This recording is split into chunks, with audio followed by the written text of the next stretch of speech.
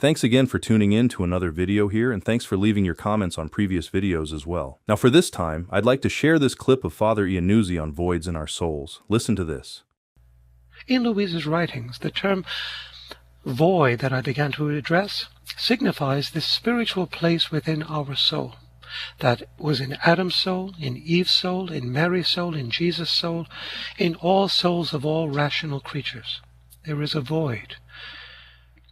When we perform our divine acts, when we perform human acts that are patterned after the actions of Christ, they become divine by virtue of God's one eternal will operating in our finite human will.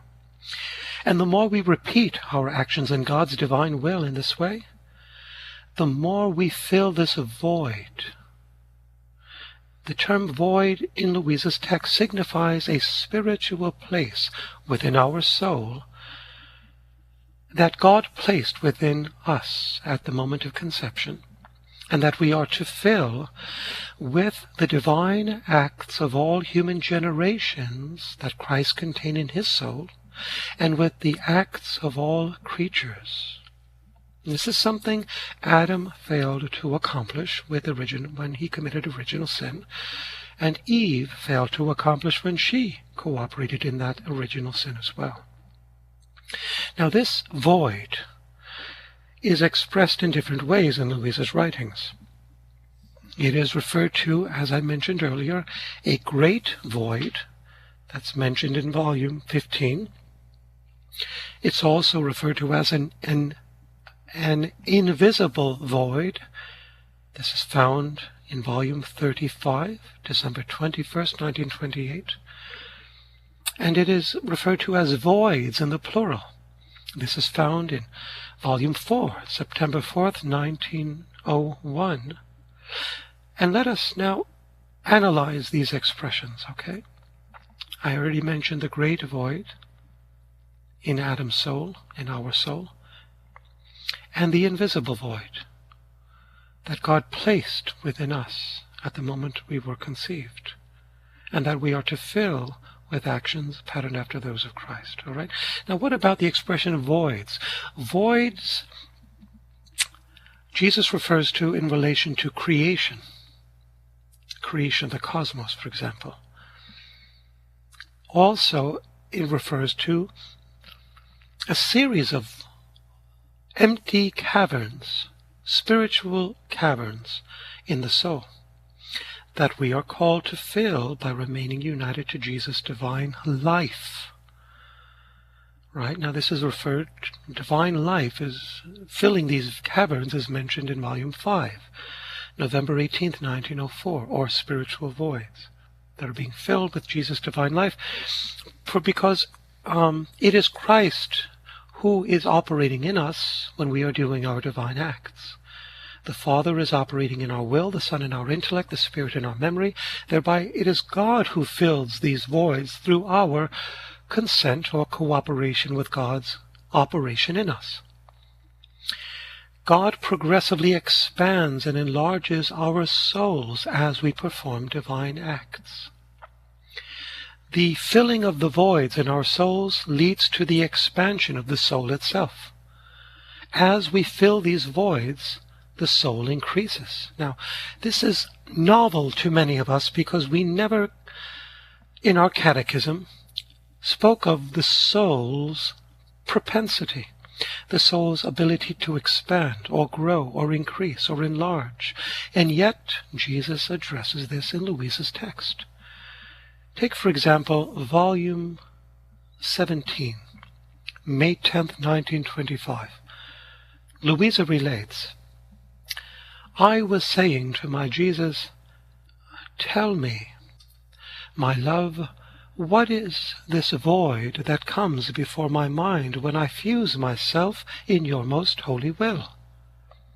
My sweet Jesus, with sheer kindness, said, my daughter, the empty space is my unrequited will, placed at your disposal, which should be filled with as many divine acts as there are souls who would have accomplished their own divine acts if they had fulfilled our will.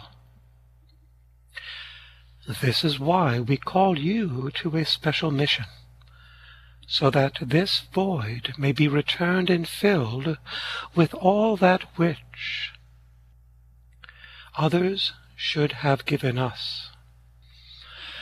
This teaching is also reiterated in volume 15 on January 2nd, 1923.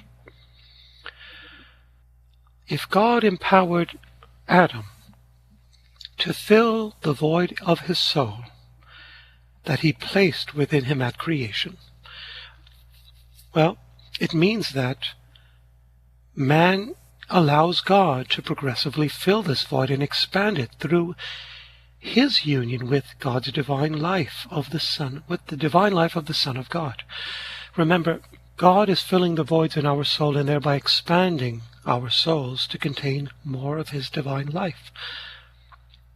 And it is this life of God that is increasing in us and producing another humanity of Christ. Remember in Louisa's text when Jesus spoke to her about the Eucharist and how we can consecrate hosts, spiritually consecrate hosts? Remember, only the ordained male priest, male individual ordained, a priest, can consecrate bread into the body, blood, soul, and divinity of Christ. We know that. That is a teaching of the Church. But Jesus, when he speaks to Louisa about consecrating hosts, he's not speaking of physical bread. He's speaking of the soul. We can consecrate our souls into Christ by our divine acts. Remember, Jesus tells Louisa that God is the one who performs this consecration, but we cooperate in the act, just like the priest cooperates with God's divine power in the consecration of the bread to the body, blood, soul, and divinity of Christ, and the wine to the blood of Christ. Yes, the priest recites the prayer of consecration, and he avails himself of the bread and wine, but unless the power of God accompanies the priest's words, there is no consecration. Well, similarly, the soul cooperating with God's grace, patterning its own thoughts, words, actions after those of Christ, under the influence of God's eternal divine will, co-consecrates with Christ, whereby it becomes another humanity of Christ. What is taking place here is the divine life of God, which is common among the three persons, is filling the voids of the soul as it performs its actions on earth in the body, thereby transforming its humanity into the humanity of Christ. In this transformation, the person does not lose his or her creaturehood. We do not become divine persons. We remain human persons. But our nature becomes divine, right, without losing our human nature. So grafted to our human person and human nature is a divine nature that is brought about by the operation of the three divine persons with the cooperation of our human person.